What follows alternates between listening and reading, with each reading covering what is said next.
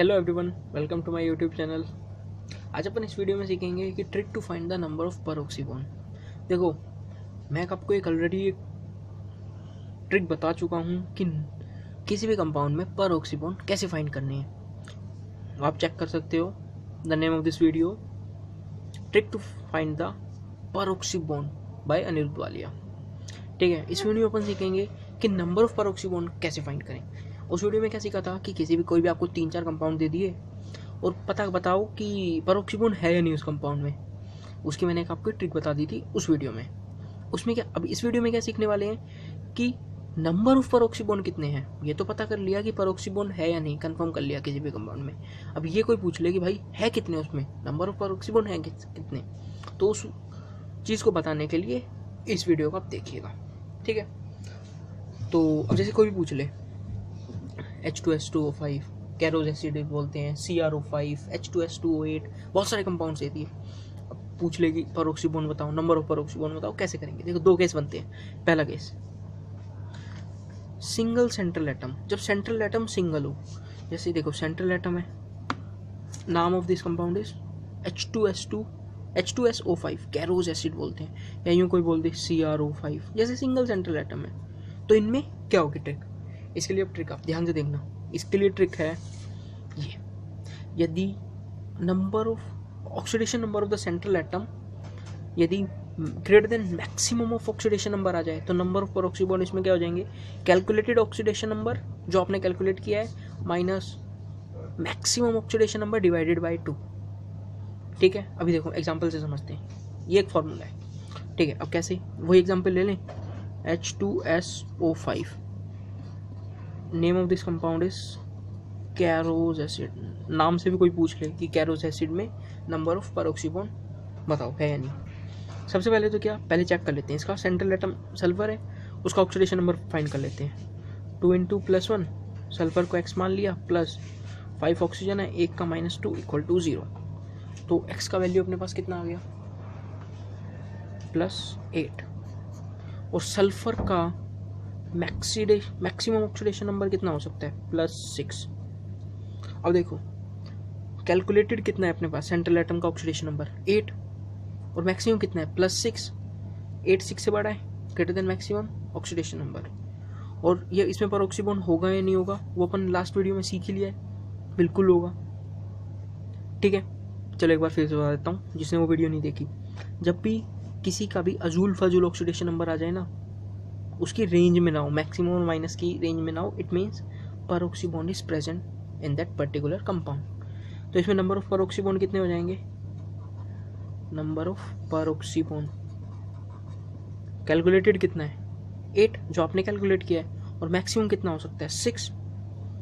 8 - 6 / 2 that is 1। तो number of peroxy bond in that compound is 1। अब देखो, उसका स्ट्रक्चर भी बना लेते हैं। क्या होगा, S डबल बॉन्ड O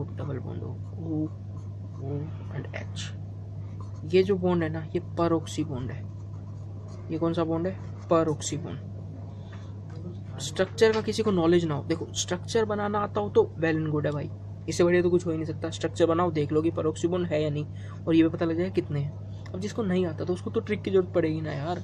और स्ट्रक्चर बनाना भाई बहुत आसान खेल नहीं है कि आपको इतनी सारी स्ट्रक्चर्स पता हो, नॉलेज हो, तो अपन ट्रिक से हर काम कर सकते हैं। एक और एग्जांपल ले लेते हैं, CrO5 बटरफ्लाई स्ट्रक्चर होता है इसका।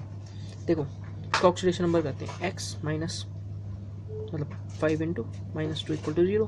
तो x का कितना आ गया, +10 वैल्यू आ गया क्रोमियम का। और क्रोमियम का मैक्सिमम ऑक्सीडेशन नंबर कितना हो सकता है, +6।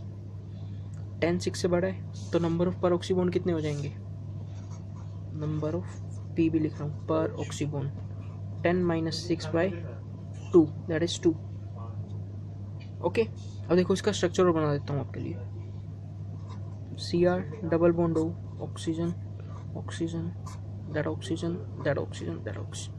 बटरफ्लाई स्ट्रक्चर होता है, बटरफ्लाई स्ट्रक्चर। ठीक है, ये देखो पेरोक्सी बॉन्ड दिखाऊं मैं आपको, किसी को नहीं दिख रहे हो तो। 1 peroxy bond that peroxy bond, तो नंबर ऑफ पेरोक्सी बॉन्ड्स कितने हो गए, 2। इस ट्रिक से भी कितना आ रहा है, विद दैट ट्रिक 2। तो जब भी सिंगल सेंट्रल एटम होगा तो पर ऑक्सी बॉन्ड के लिए कैसे कर लेंगे, calculated oxidation number minus maximum oxidation number divided by 2। Clear, number of पर ऑक्सी बॉन्ड फाइंड कर लिया। सर ये तो सिंगल सेंट्रल एटम है, एक से ज़्यादा सेंट्रल एटम हो तो, मतलब मल्टी सेंट्रल एटम हो तो। बिल्कुल भाई, उसकी बताऊंगा, क्यों टेंशन ले रहे हो। चलो देखते हैं उसके लिए क्या करना है अपन को। ओके, ये वो है केस 2। ठीक है, आइडेंटिकल सेंट्रल एटम, एक जैसे एक से ज़्यादा सेंट्रल एटम आ गए। जैसे कि कोई भी आप एग्जाम्पल ले लो, जैसे मैंने बोल दिया H2S2O8। देखो 2 सल्फर है और आइडेंटिकल है, एक से ज़्यादा है, 2 है और आइडेंटिकल है। तो उस केस में क्या करना है, H2S2O8 के केस में उसमें नंबर ऑफ परऑक्सी बॉन्ड कितने हो जाएंगे, calculated oxidation number minus maximum oxidation number, इसमें डिवाइडेड बाय 2 नहीं करना। क्लियर ये बात। चलो एक बार करके देख लेते हैं। ग्रेटर देन हो तो ये हो जाएगा, और लेस देन या बराबर हुआ मैक्सिमम के तो परऑक्सी बॉन्ड होंगे ही नहीं, नो परऑक्सी बॉन्ड। ये भी एग्जांपल बताता हूँ आपको। देखो पहला एग्जांपल लेते हैं,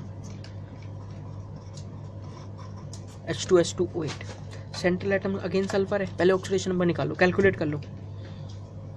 2 × +1 + 2x + 8 × -2 दैट इज 0। तो x का वैल्यू कितना आ गया, +7। और सल्फर का मैक्सिमम ऑक्सीडेशन नंबर कितना हो सकता है, +6। क्लियर ये बात।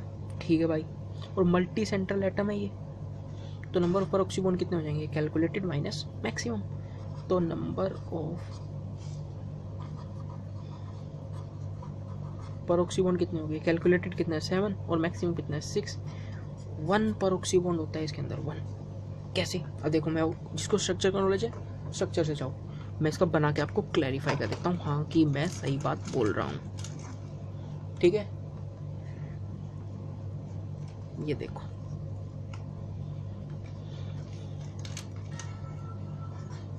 ये देखो इसमें कितना हो गया, नंबर ऑफ परऑक्सी बॉन्ड 1। ये जो है परऑक्सी बॉन्ड है, पीबी परऑक्सी बॉन्ड। तो एक परऑक्सी बॉन्ड दिख रहा है, एक परऑक्सी बॉन्ड आपको दिख रहा है, तो कितना परऑक्सी बॉन्ड हो गया इसमें, 1। क्लियर ये बात। एक और एग्जांपल ले लें आपके लिए, ले लेते हैं H2S2O7 ले लें। अब देखो अगेन सेंट्रल एटम देख लें अपन, मल्टी सेंट्रल एटम है और आइडेंटिकल है। तो 2 × +1 + 2 × x + 7 × -2 = 0। तो x का वैल्यू कितना आ गया, +6। और सल्फर का मैक्सिमम वैल्यू कितना हो सकता है, +6। तो परऑक्सी बॉन्ड होगा या नहीं होगा, चेक कर लेते हैं। Oxidation number of the central atom is less than equal to maximum oxidation number, no peroxy bond. तो इसमें कोई परऑक्सी बॉन्ड नहीं होगा, नो परऑक्सी बॉन्ड। ठीक है, स्ट्रक्चर बना लें, क्लियर कर लें।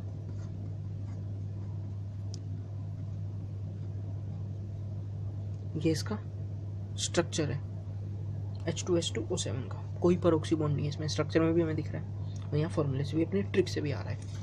क्लियर, ये 2 चीज़ अपन को बस याद रखनी है कि आइडेंटिकल सेंट्रल एटम होंगे, ज़्यादा आएगा सेंट्रल एटम का ऑक्सीडेशन नंबर तो calculated minus oxidation number, less than होगा तो no peroxy bond. In case 2 single central atom oxidation number of central atom greater than maximum, तो calculated minus oxidation number divided by 2। देखो वो video जो आपने देखा ना कि trick to find the peroxy bond by note Walia, उसमें जो कंपाउंड्स है ना, जो 3-4 मैंने आपको लेके समझाए हैं, उसमें आप एक बार वेरीफाई कर लेना चाहिए फॉर्मूला लगा के परऑक्सी बॉन्ड कितने हैं, बिल्कुल सही आएगा। चलो एक एग्जाम्पल और लेता हूँ आपके लिए, उसी वीडियो के एग्जाम्पल ले रहा हूँ। HNO4 परऑक्सी नाइट्रिक एसिड बोलते हैं इसे, परऑक्सी नाइट्रिक एसिड। देखो नाम किसी को नहीं पता हो तो बता दिया मैंने। देखो नाम में आ रहा है परऑक्सी, मतलब परऑक्सी बॉन्ड पक्का होगा, पर हमें क्या लगता है, हमें तो पता नहीं ना, कैलकुलेट कर लेते हैं। HNO4 ऑक्सीडेशन नंबर निकाल लो, सेंट्रल एटम 1 है, सिंगल है, वो भी नाइट्रोजन है। 1 + x + 4 × -2 = 0। देन x का वैल्यू +7। क्लियर ये बात। हाँ, नाइट्रोजन का मैक्सिमम ऑक्सीडेशन नंबर कितना हो सकता है, +5। अब देखो कैलकुलेटेड कितना है, +7। सिंगल सेंट्रल एटम है तो नंबर ऑफ परऑक्सी बॉन्ड कितने हो जाएंगे, number of peroxy bond PB calculated minus maximum divided by 2 that is 1। अब देखो स्ट्रक्चर और बना देता हूँ इसके लिए आपके लिए, N double bond O this O then है, देख लो HNO4 और ये जो बॉन्ड है ना पर ऑक्सी बॉन्ड। क्लियर ये बात। पर ऑक्सी बॉन्ड फाइंड करने आ गए अपन को। देखो पर ऑक्सी बॉन्ड फाइंड करना तो अपन ने उसी ट्रिक में सीख लिया था, इसमें अपन ने क्या सीखा, नंबर ऑफ पर ऑक्सी बॉन्ड कैसे फाइंड करते हैं। क्लियर है सबको, कोई डाउट नहीं। कंपटीशन में बिल्कुल आते हैं प्रॉब्लम्स, बिल्कुल आएंगे। हर कंपटीशन एग्जाम्स में पक्का पूछेगा पर ऑक्सी बॉन्ड फाइंड का। फेवरेट सवाल है यार, अक्सर पूछे जाते हैं। ट्रिक हो गई अपने पास, कोई दिक्कत ही नहीं है, आसान कर दिया आपके लिए। ठीक है, फटाफट रिवाइज कर लें। Find the number of the peroxy bond. Single central atom है, ऑक्सीडेशन नंबर ज़्यादा आएगा सेंट्रल एटम का मैक्सिमम से। Number of peroxy bond calculated minus maximum divided by 2 same. हाँ एक और बात, यदि इसमें सेम आ जाता है, दोनों बराबर है, तो पेरोक्सी बॉन्ड नहीं होगा। क्लियर ये बात, मतलब कि oxidation number of central atom equal to maximum oxidation number, then no peroxy bond. Clear. Case 2 क्या होगा, आइडेंटिकल सेंट्रल एटम्स, तो oxidation number of the central atom greater than maximum oxidation number, then number of peroxy linkage will be calculated oxidation number minus maximum oxidation number, और less than या बराबर हो तो no peroxy bond। Clear ये बात, तो clear है। Trick अपन ने सीख लिया। आई होप सबको मज़ा आया होगा इस ट्रिक में, किसी कोई प्रॉब्लम तो नहीं रही होगी। So thanks for watching, and हाँ, if you like this video please share your friends and subscribe my channel. Thank you.